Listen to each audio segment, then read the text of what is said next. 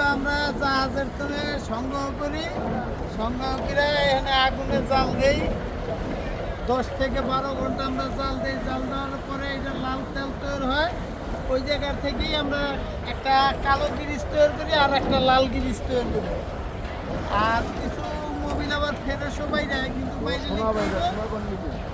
ওইটা ট্রলারে আর কি বিক্রি করি, ওই ট্রলারে লাগে। এটা হলো ওই যে সাটারে ব্যবহার করে গিরিশ, ইঞ্জিন খোলা, ইঞ্জিনের মকুলার শেপের ভিতরে গিরিশ লাগে, ওই গিরিশটাই আর কি তৈরি করি।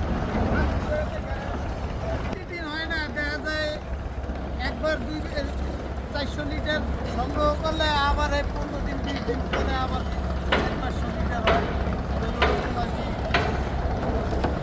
কয় ঘন্টা? এই 10 থেকে 12 ঘন্টা। জায়গায় আছে মনে করেন যে 800 লিটার। এই 800 লিটার মনে করেন আমার তৈরি করতে 4 দিন যাইব। 4 দিনে মনে করেন আমার 600 লিটারের মতো টিকবো। আর গিরিশ 600 লিটার হইব।